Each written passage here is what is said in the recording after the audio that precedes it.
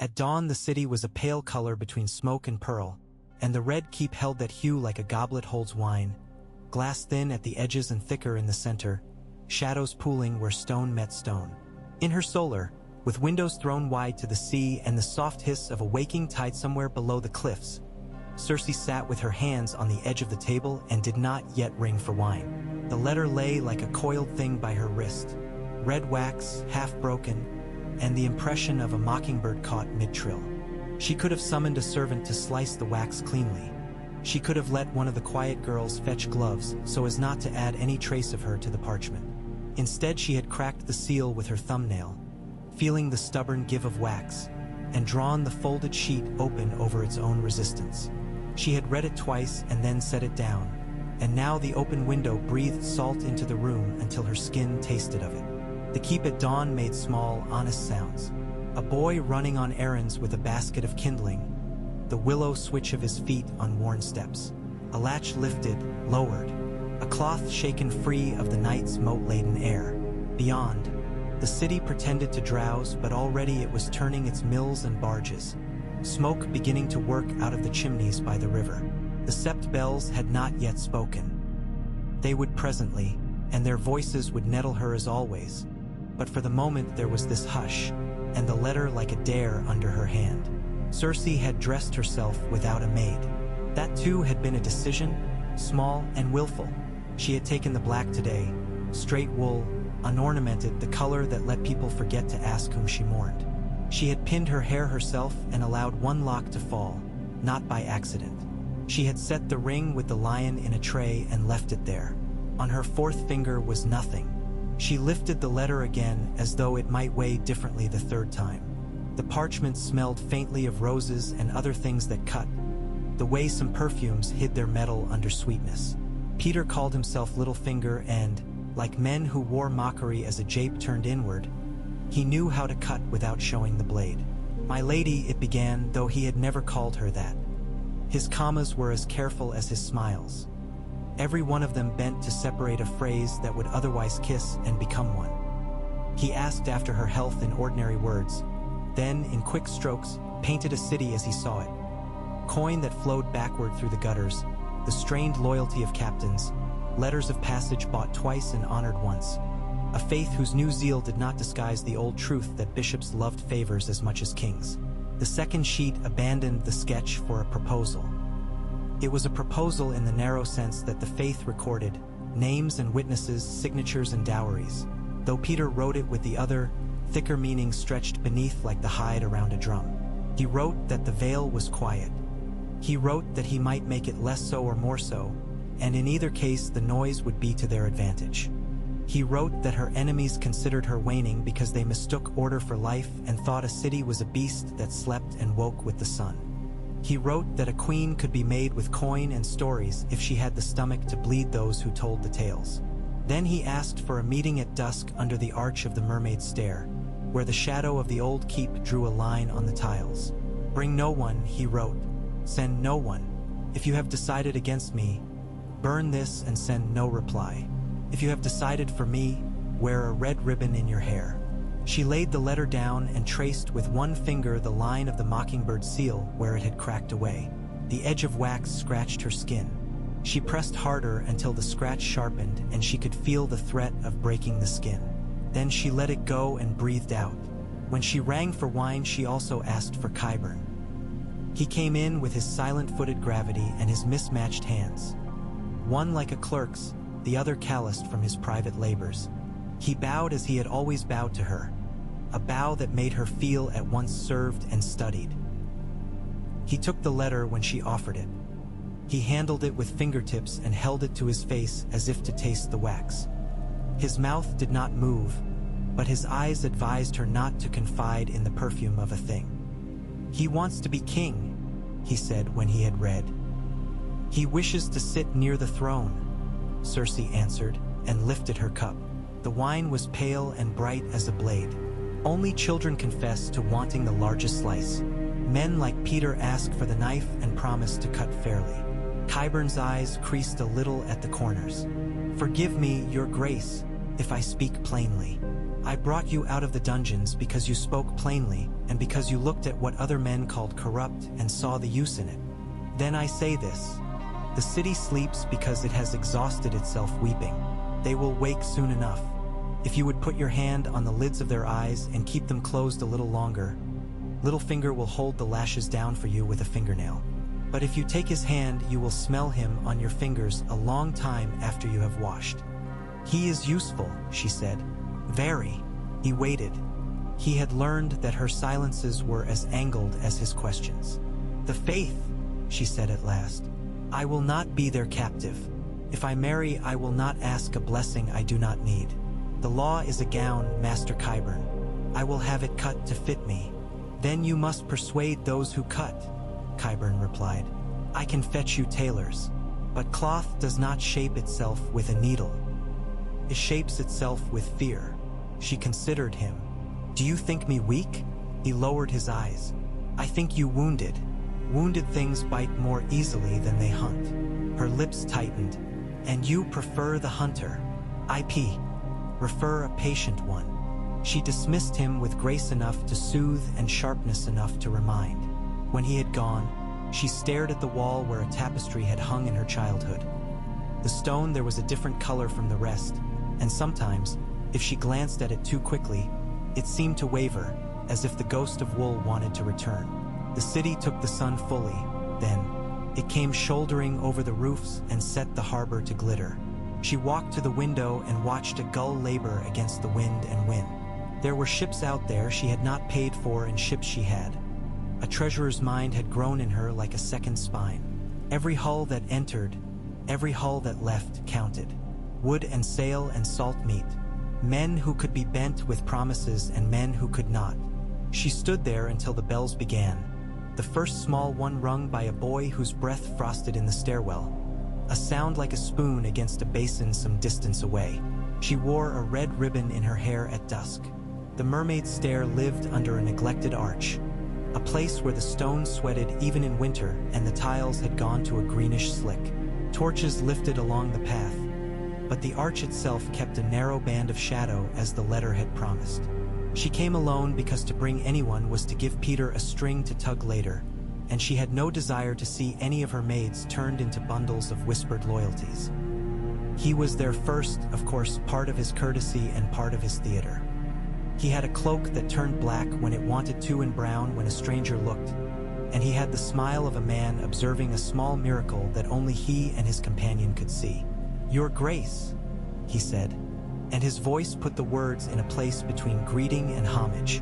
Peter. She liked the way his name pushed air between teeth and tongue, liked that it kept the mouth busy. He bowed. You honor me with a ribbon. You offered me a knife. I brought the handle. She tilted her head so that the ribbon fell forward, and the torchlight warmed it into a darker red. Tell me what you intend. Intend, he repeated softly. What an honest word. It allows a man to claim virtue for his schemes if the end looks sufficiently gold. He laughed gently, as though at himself. I intend, my queen, that you be called queen without anyone smiling while they say it. I intend armies to raise their banners because they fear the alternative more than they dislike your face. I intend that when the faith speaks, it speaks with a voice gone a little hoarse from praising you all morning. I intend your enemies to be exhausted by very simple things. Counting, eating, sleeping. Counting, she said, amused despite herself. The city eats coin, he replied, and his eyes grew intent. You know this better than anyone alive. Let us feed it with their coin and call it yours. The Tyrells have made themselves cooks of public sentiment. Let us take their grain and slow it in every street. A day here, 2 days there. Rot a few sacks where all can smell them. Arrange a dock dispute. Let men believe a clerk is drunk and miswriting waits. They will grumble at mace and write to you with the little wine in their mouths that men have when they believe their wives are at fault. We will answer with sympathy and the promise of order. We will, in fact, deliver order, since it is a small thing compared to victory. She listened to him because he understood that power grew in increments like coral, one small mouth on another beneath the larger waves, building a reef upon which ships could be wrecked. She listened because his malice was disciplined and because he had never yet insulted her with pity. "What of the law?" she asked. "My favorite garment," he said. "It fits no one until it has been tailored, as Master Qyburn so rightly observed. We will not ask the faith to write your legality. We will invite the lords to observe it. We will convene a council, not great enough to frighten them into alliances, but large enough to give an illusion of consensus. We will invite those who enjoy the smell of old parchment, men like Lord Merryweather, men who cannot bear to turn a page with a stain upon it. We will show them precedence. The realm has had queens who ruled as regents and queens who commanded in absence. Nymeria came with 10,000 ships and was received as a sovereign. Aegon's sister rode a dragon and men knelt to her. Names, dates, they are a food for certain minds. We will set a feast for them and let them eat. And for the others? For the others we will do what we always do. We will hire the watch and pay them on time. We will praise the right septons with heavy purses. We will place men who smile too quickly into offices that exhaust them and scald their tongues to silence.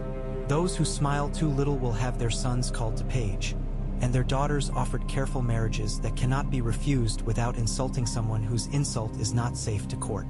Your enemies will discover themselves to be appalled at how comfortable they are." He stepped closer and she smelled something like citrus hidden in his clothing. City on him, coin and salt and the metal of keys. He was not handsome and he did not pretend it. He knew what lines his face made. He had cultivated them to say certain things without words. "And the price?" Cersei said, quiet now. He unfolded his hand and showed her nothing. It was a trick to make a child smile. She did not smile. He let the hand fall. "I ask first that you take me as husband," he said, and his voice was suddenly thinner, more earnest and less theatrical, and that too was a choice. "Not because I think you need a warm body beside yours. You are not a girl who comes to court with a braid down her back to be bought and sold. Take me because the veil moves when I tell it to, and the riverlands will bend if the veil looks down over their shoulders. Take me because my name is not a lion's, and will not sharpen envy in the way that another lion would. Because I will be hated by those who will never dare to say so. Because I am already soiled, and you will not mind staining me further." It was almost well said. She watched his eyes for a flinch, a glint of boy in a man's words, and saw none. A careful thing, then, constructed for her to admire its joints. "And second?" she prompted, because he had said first. He smiled. "Second, that when you look at me, you do not see your father's scorn." Tywin Lannister held his nose with 2 fingers when he named me useful. "I ask only that you watch what I do with open eyes and judge me by the results." "I have always judged by results," she said. "My father judged by obedience." "Then we understand one another." "We never will," she said, and like a cat that hears the bell she had rung for it and pretends not to. His smile only widened by a thread. "Tomorrow I will take rooms in the Tower of the Hand," he said lightly. "It is empty again, is it not? I would fill it with records. I have an affection for ledgers, as you know. I am calmed by making columns agree." "Pycelle will whine," she said. "Pycelle's sweat will cure the mortar," he returned. He desired to be close then, that much was plain. He desired nearness to the room where she slept and the room where she plotted and the room where she ate. Let him desire it. She would not give him everything by denying him something he could take without her consent in any case. That, too, had been Tywin's mistake. He believed in withholding as punishment, when sometimes the most precise cruelty was kindness misapplied. They parted with nothing so crude as a bargain struck aloud. He touched his lips to her fingers, and she let him hold them an extra second, then took her hand back and left the arch. He did not follow her. He had never made the error of trailing a woman where he wished to lead. That night the winds came in from the sea and set the torches to guttering along the outer walk. Cersei stood in her chamber and watched the flame gut itself and rise again, a performance as old as wood. Behind her, a maid braided out the ribbon, careful not to tug. "Shall I light more candles, your grace?" the girl asked. "No," Cersei said. Let the room be what it is. Sleep came like a servant who had been taught to wait in the hall until called, peeking in, half retreating, and then, at her second thought, entering. If she dreamt, the dreams did not leave residue in her throat. Morning showed her the city's bare teeth. The markets were busy with that particular speed that came with rumor, the speed like a dance going too fast. A shipment had been turned from the harbor for want of the right seal. A clerk had been seen stumbling on the quay with ink down his sleeve because he had slept at his desk. The dockmaster's sons had fought under the shadow of a crane. Small things, so small that they would be smoothed by noon by a city that learned every day how to consume its own mistakes. She broke her fast and took the first of the day's reports.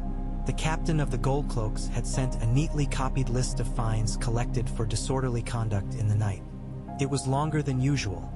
She noted the names and the streets and saw the pattern laid like embroidery. The fines would be paid out to her with appropriate deductions and late fees that would not be late. Littlefinger's finger was visible in the neatness, the way that a good thief leaves a room too clean. Qyburn came to her with 2 men in tow who had the look of tailors except for their hands.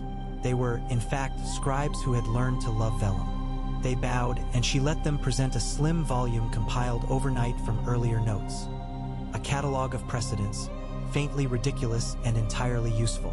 One leaf spoke of a forgettable queen's command in a time of plague. Another cited a ruling from Old Town where a woman held her husband's seat until a son came of age. Old stories about ships met storms, and cities met famine, and women stood in gaps left by absent men. "We will revise," said the elder of the scribes, slightly breathless with the joy of being summoned to importance. "We will make this less a patchwork. We will remove the names that weaken the fabric and keep the strong. We will, where necessary, assign dates that do not offend the memory of actual years." "Do so," Cersei said, "and let the man's excitement convince him he had chosen well." Peter came when he said he would. He wore a garment black enough to be a compliment and simple enough to look like humility. He bowed to the guards and smiled at them each in a way they would remember for 3 days without knowing why. He came into her solar bearing a modest book. He set it down and opened it without asking leave. "Ledger of incoming grain shipments," he said as cheerfully as a man announcing a birth. "Our numbers are improved and will be improved further. The small ships from the Mander are circling in a harmless eddy. A dock in the shadow of the old warehouses has developed a mischief with its ropes. They seem to tangle themselves and then untangle with vast good humor. The Tyrells will be frustrated without being injured. Lord Mace will begin to swell about the face. His cooks will curse him instead of us." He placed a finger on a column of numbers, then on another, then folded back a leaf for her. "If we were to redistribute the customs men so that their Friday becomes their Monday," he said, "we could create a rhythm of delay and relief. Men will begin to anticipate their fortunes as though it were a game. We will be thought fair even as we are unkind, because we will be predictably unkind." He could make cruelty sound like arithmetic. Cersei thought of her father teaching her to count, not pennies and sacks, but men in mail and men on horseback and men who could be bought with a hand on the shoulder. He had made it into a catechism. She had reckoned each. He whirled thus and found it wanting. Peter made a different kind of reckoning. The sum was the same.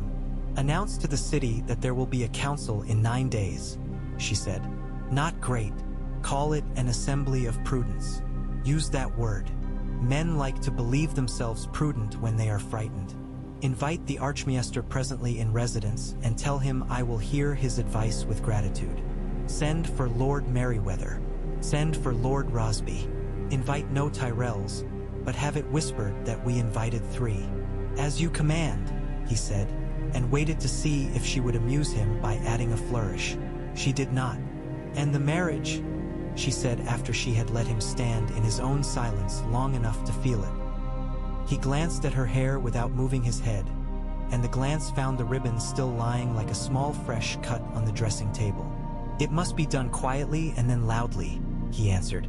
"Quietly in the sept with 2 witnesses whose tongues are too valuable to be cut out, and loudly later with pomp that men will resent so much they will forget to be scandalized." Where do you wish your name written first? In the book, she said, thinking of the ledger with its neat numbers. Then in the book it will be. He went about the day like a man placing candles in a dark palazzo, one at a time, careful to trim each wick. Cersei watched from her height and paid attention to the city's breathing. She received those who came to petition. She heard a woman complain about a fishmonger's fraud with such detail that it became art. She saw the way the woman's eyes flickered over the gold thread at Cersei's shoulder and then fled from it. A man brought a broken blade and wanted recompense. He had thought that the presence of a queen would soften justice, and instead he met a woman who understood blades, and his anger went curiously flat.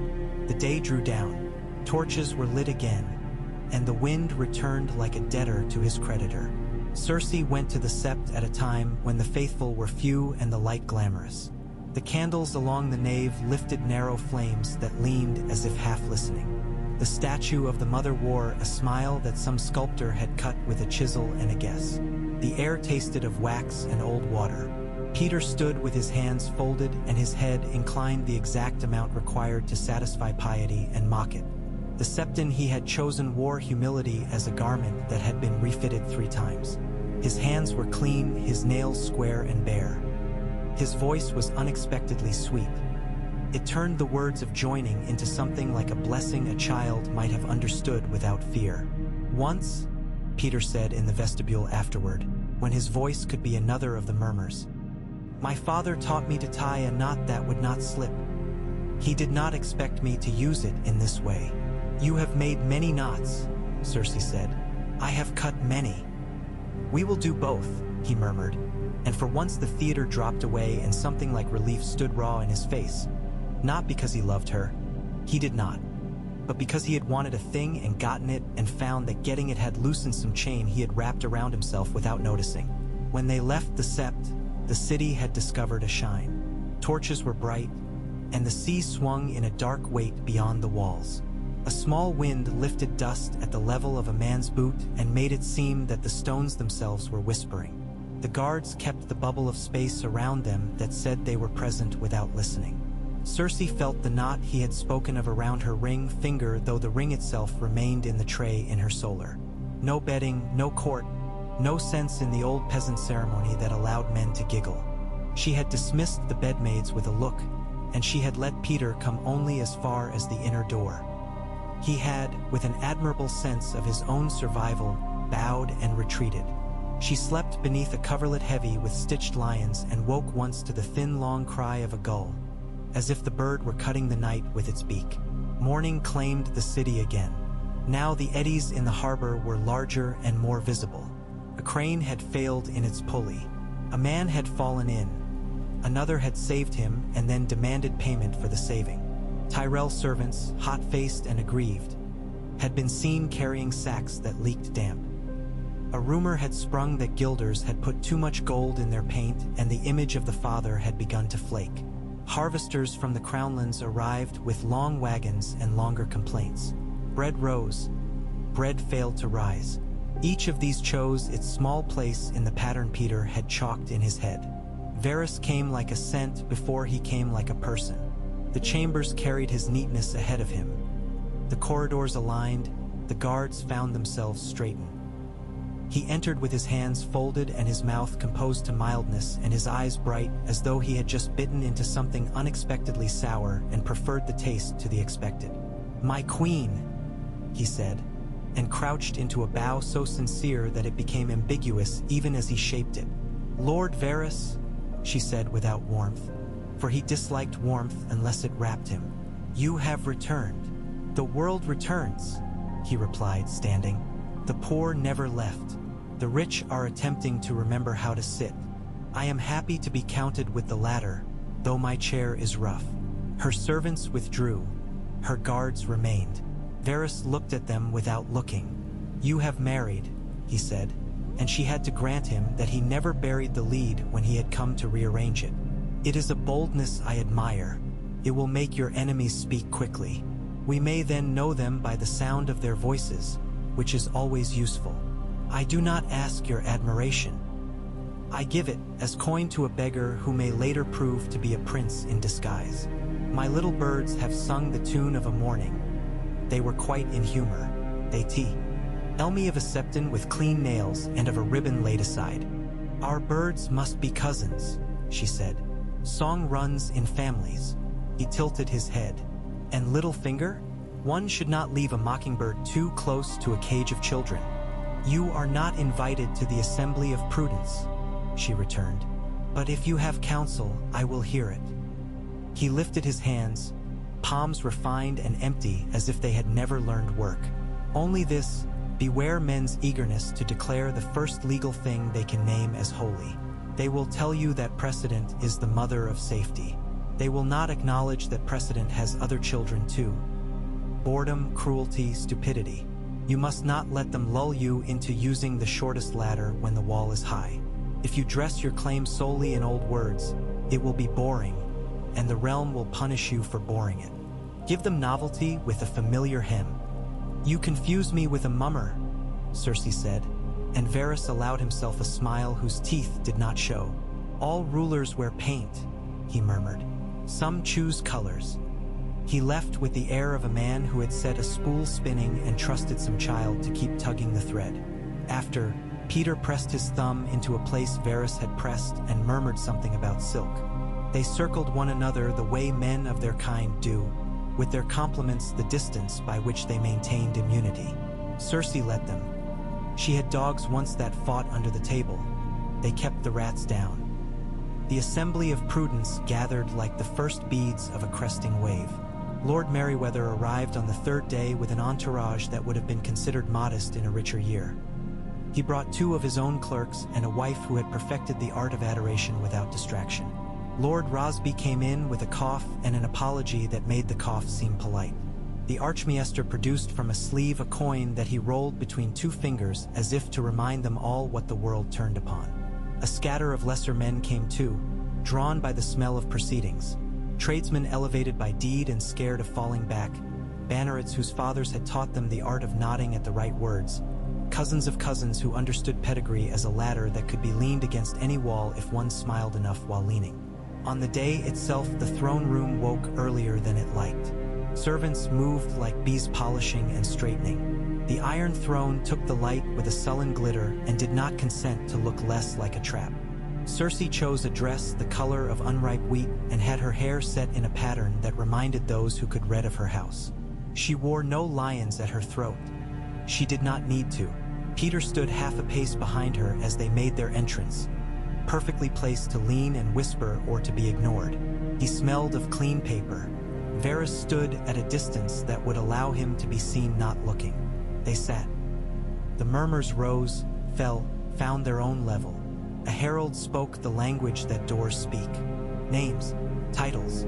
The frame of the day built itself, beam and lintel. Cersei listened to the very early words the way a mason listens to the first stones falling into place. There was a certain inevitability in the way the sentences made themselves. Men who loved words dressed their fear in them. Men who had learned to be useful pretended to be dull and were not. Qyburn sat at her left and kept his hands still, as if to remind her that there might be one man in the room who did not need to scrape his fingers to feel real. It had been decided, she had decided, that the first subject would be grain. She allowed the hall to spend itself on sacks and weights, measures and malfeasance, auditors and penalties. She made herself the answerer of practical questions with a serenity that bordered on boredom. She lined up columns as Peter liked to do and let the room feel the relief of numbers that agreed. Rosby's cough announced a point at which the assembly could admit that problems intoxicate when they are solvable. Then she allowed the topic to turn. "Your Grace," said Lord Merryweather, "honest as a man can be and still have a wife. The realm desires clarity. If we are to be prudent, we must know by what prudence we are governed." A murmur that resembled a cat purring and a cat preparing to scratch ran along the benches. The Archmaester's coin clicked once like a tongue. Cersei did not look at Peter when she answered. She did not look at Varys. She did not look at Qyburn. She set her gaze above the heads and let it rest on a place in the stone between 2 torches. "Clarity is a privilege of those who wake unafraid," she said, each word placed as though she had had to pay honest coin for it. Prudence is the work of those who wake and are afraid. You are afraid of war and of famine, of outrage and of ridicule more than either. You want a queen who will prevent war, feed the city, bear your outrage, and save you from ridicule. I will be that queen." The sentence landed and did not break. They waited to see if she would supply an admission of legality, a genealogy, a boy's name to hold up like a burning branch. She gave them instead the book Qyburn's scribes had made. She had it carried by a girl whose hands were steady. The girl placed it before Lord Merryweather with a bow that could not be mocked. He glanced at it and drew it closer, and the room leaned. "You will find in there," Cersei said, "examples and precedents, names, dates. Those of you who love such things will sleep easier. Those of you who do not will discover that your beds are no less soft for their existence. The realm has, by custom, awarded authority to those who can command it effectively. I have done so. I will continue. We can call it what you like while we do it." Varys's head bent half an inch, as though in acknowledgement of an argument well delivered. Peter's smile did not change, and yet it changed. It gathered one M. Or point of light. Qyburn looked down at his hands, and his mouth, for a half-breath, softened. The debate that followed was the sound of cold water meeting hot stone. It hissed, spat, and then steamed. The Archmaester spoke with a dryness that had once been the glory of his order. He willfully confused permission and forgiveness. Lord Rosby coughed in approval. Merryweather, bless him, looked as though he had found a brand new yard of cloth at the bottom of an old chest. The smaller men swayed. Someone invoked gods. Someone else invoked the people. Varys's small ghost of a smile acknowledged that each could be useful. Peter let the words slide past as if listening to music at a distance. They ended where they must, with assent without applause. The words that were put to parchment were long and contained little, which is how words are most often recruited to protect acts. Cersei signed. Peter did not. Qyburn did not. The Archmaester did, and in doing so bound those who loved his ink more than they disliked her face. The seal was pressed and raised. It shone briefly, then dulled. The herald spoke the language of doors again, and men rose with relief and pretended importance and told themselves that they had made history when history had merely accommodated them. Afterward, when the room had loosened its laces and let out its breath, Peter came close enough to be spoken to and not heard. "You have your book," he murmured. "I have my chairs," she returned, and let him wonder which she valued most. In the days that followed, the city ate what it was given. The series of small misfortunes along the docks arranged themselves into a story in which no villain could be respected because no villain was visible, which is more infuriating and more effective. The bread stabilized. The watch was paid. The gates opened and closed on time.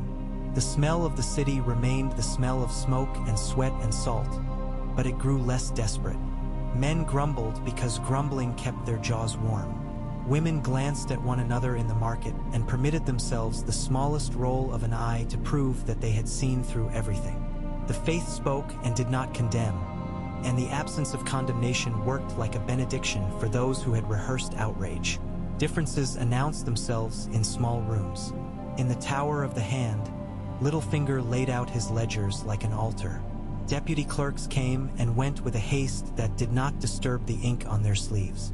He kept his hands clean even when the day was dirty. He did not ask leave to come to Cersei. He sent a note. She allowed him. Sometimes he came with news that had teeth. Sometimes he came with a sentence so perfectly balanced upon itself that it could have been put under glass. When they were together alone, the talk grew dangerous because it grew honest. Honest to their appetites, which is a form of truth. "Bronzione will test me," he said one evening, unbuttoning his cuff and rolling the linen back from his wrist the way men do when they plan to work on some fine thing, the way a surgeon bears his arm to his glove. The candles had burned down to the place where they flower just before failure. "He will send me a knight he despises to ask me questions he is not brave enough to answer. He prefers to be correct more than he prefers to be obeyed." "Then give him correctness," Cersei said. "Let him feel it like a tight boot. I will send him a letter in which his own words are returned to him infused with pity. He will hate it more than hatred. And the Riverlands? She asked. Half sullen, half starved, he answered. Useful. Starved men make bargains. Sullen men keep them. If we feed them through the correct mouths, they will become ours. If we feed them through the wrong ones, they will become the Tyrells. If we do not feed them at all, they will burn everyone's barns alike and call it justice. He loved to balance the world upon the tip of a quill. She loved to watch him do it and hated the love. Sometimes, at night, she lifted the coverlet and placed her palm on the wide flat of her belly as if some heat there might instruct her, as if the body could advise the mind, and found only the steady comfort of her own warmth. The first attempt against her came from a quarter so tired and predictable that she laughed quietly when it stepped from the tapestry. A minor lord whose name contained two consonants few men enjoyed pronouncing carried a purse heavy enough to pay for an assassination less clumsy than the boy he brought to her kitchen. The boy had well-kept hands and a hangnail on his left thumb, and when he reached for the knife he looked at the cook as if the cook might forgive him in advance. The cook did not. The boy's ear came away in the cook's hand, and blood ran in a thin rope down the cabinet door. The minor lord received his ear wrapped in boiled linen with a note that praised his discourse on prudence and included a suggestion for a cheaper brand of wine that would yet keep his guests from complaining. He left the city the next day with a cough. Cersei did not tell Peter of that, and learned 2 days later that he already knew. He came into her solar with an expression very lightly amused and laid on the table 3 coppers that had been stuck together by blood and dried and separated again with care. She did not ask him to explain. He did not ask her for thanks. There were nights at the high window when she pressed her fingertip where the wax had scratched it and felt again the almost breaking of the skin. There were days when the city made her feel the stretch in her own lungs, that fabulous capacity for breath that meant she was not done. She imagined, sometimes, a crown that did not bruise. She imagined a room in which no one waited. She knew better and did not stop imagining. Peter, for his part, kept a list of names he never wrote down. He added to it by smell, by the sound of a laugh in the wrong ha, way at the wrong hour, by the shape of a letter's tail. He dreamt sometimes in numbers, and woke certain that some column had been misaligned, and rose, and went to his ledgers, and found that nothing had moved in the night but his heart. He remembered, once, how a father had taught him knots. He tied one in the lining of his pocket and told himself that memory could be made into policy if it were insulted enough times. In the street below the Tower of the Hand, a woman who mended lace sat with her needle in her mouth and watched the sky for signs. She had never spoken to a queen, though she had given a ribbon to a maid who served a lady who had once seen Cersei pass along a gallery. The lacemaker had learned to read weather and grievance in equal measure. She heard more coins in the market and less shouting. She marked that bread was heavier in the hand than it had been at the end of the last season. She did not bless anyone. She did not curse. She sewed. In the sept, the septon with clean nails lit his candle and told himself that he would not be afraid again of sleeping. He had performed a ceremony that was a sin only if measured by a scale he refused to acknowledge. The faith had always been a basket in which men carried their fears to market. He told himself he had only set a stronger handle on it. When he was called upon to speak of prudence, he did so with a voice that did not tremble. He learned, afterward, that coins placed in a dish had a way of assuming the sound of faith if well-timed. On the 9th evening after the assembly, the king's road threw up a rider who had come from the Vale so fast that his horse's eyes were rimmed in white. He bore a packet tied with a simple cord he did not dare cut with his teeth. Peter took it with a courtesy that disguised the way his fingers tightened. He broke the cord with a precise tug, unfolded 2, 3 for sheets, and laid them side by side. "Bronze Yone," he said, "has written me a poem." Cersei held out her hand and he placed the poem upon it. It was not a poem. It was a challenge written with more dignity than was fashionable. Royce had a hand like a plow. He admitted to little and conceded less. He asked after who ruled and was particular as to names. He signed it with a flourish that almost mocked itself and dated it in a way that could be read 2 ways. "A man who knows how to be hard," Peter said softly, and then more softly still, "and who enjoys it." What will you send him? A mirror, he said, smiling, so that he may admire himself while he writes again, and a pledge of grain that will reach him with a speed that embarrasses him, and an invitation to send a son to court for the boy's education. He does not like to think of sons educated at court. He will hate me and do as I ask. In the harbor, a storm blew up from nowhere and worked itself out with more show than substance. The city enjoyed it. Storms are theater for towns that do not wish to be bored by their own endurance. Men ran with ropes. A sail tore and was mended. A bolt fell from a crane and struck nobody. The downpour hammered the flat roofs and washed along gutters that had been clogged by the first leaves of a season that pretended to be kinder than the last. Cersei stood at a window and watched the lightning write, briefly, the signatures of gods who had not been invited to the assembly. She felt Peter at her shoulder without hearing him. "You made them forget to call you unclean," he said in a voice like a man testing his own pride to ensure it had not turned. "You made them call you necessary." "I am not a word," she said, and the lightning showed her that she had smiled. "No," he returned. "You are the speaker." Somewhere far down a corridor, a servant dropped a glass and it broke into 7 sharp reports. The storm answered in its own tongue. The sea took that answer and returned it in another. The next morning, a cage of doves was brought to the keep by a man who had not shaved and had cut his lip when he tried. He claimed it had been sent by a noblewoman whose name unwound into lavishness. He claimed it would bring peace. The doves were pale as bleached linen. Cersei looked at them and then at the man and saw that fear had made a nest in his beard.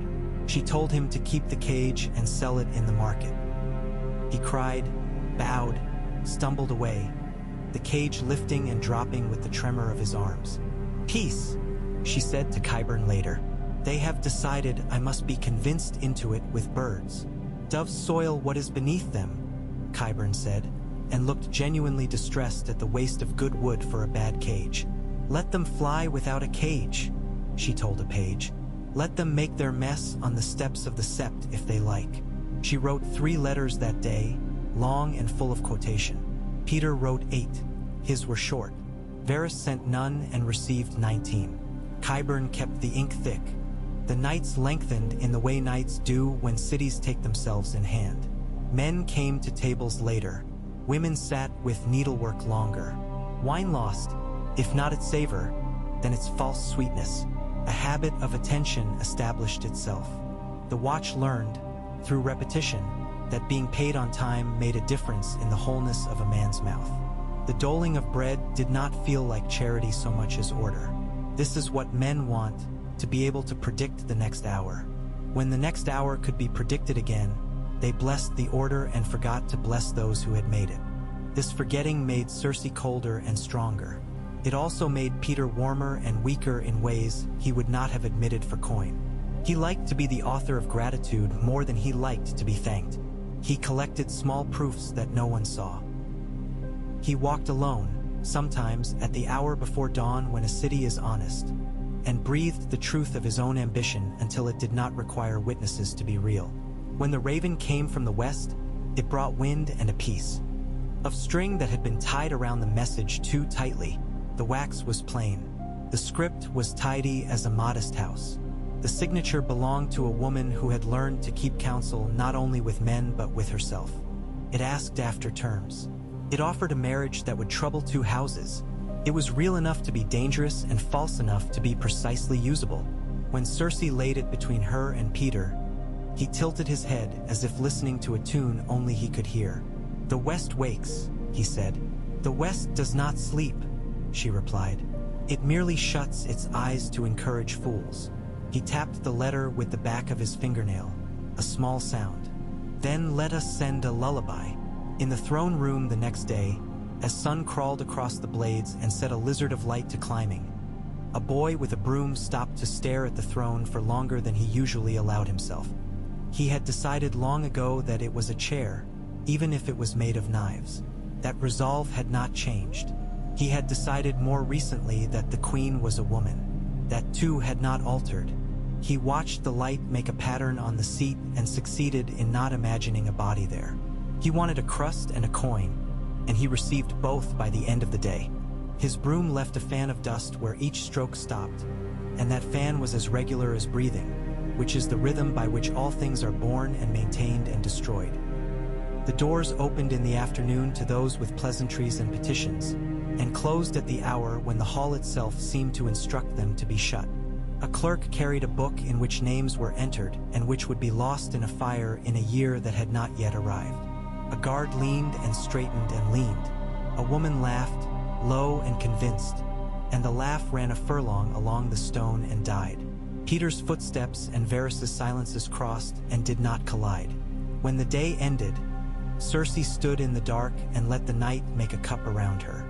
The city below gave off the smell of its day cooling.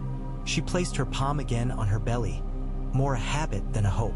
She thought of a knot in a pocket, of a ribbon on a dressing table, of a book placed before men who loved to pretend that books make law rather than describe it, of doves that could not help themselves but to defile what was near. She thought of her father's hand taking her chin in its hard fingers and turning her face toward whatever he wanted her to see. Then she thought of her own hand, which was softer and no less sure, and turned her own face to the light coming faint and stubborn from the east where the sea breathed and waited.